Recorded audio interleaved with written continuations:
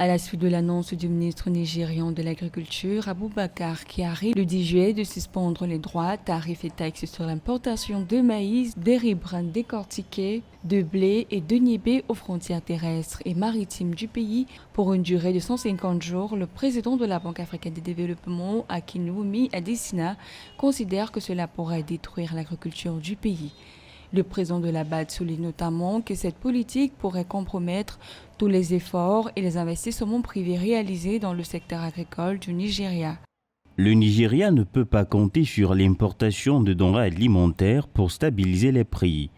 Le Nigeria devrait produire davantage de denrées alimentaires pour stabiliser les prix tout en créant des emplois et en réduisant les dépenses en devises, ce qui contribuera à stabiliser davantage le Naira. Le Nigeria ne peut pas importer pour sortir de l'insécurité alimentaire.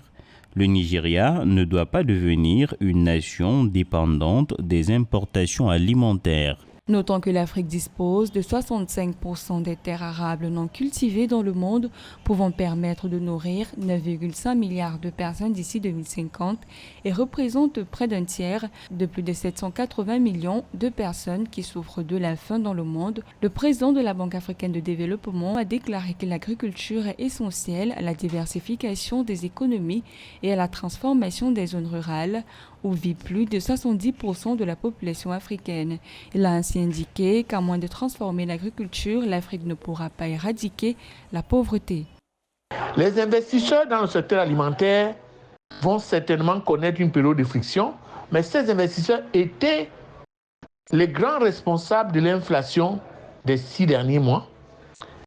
Et ces investisseurs, du fait de ces mesures momentanées, auront le temps pour nettoyer leurs usines, mais au moins quand ils vont repartir, ce sera sur des bases plus raisonnables et l'État aura un contrôle à court et à moyen terme sur la flambée des prix des produits alimentaires.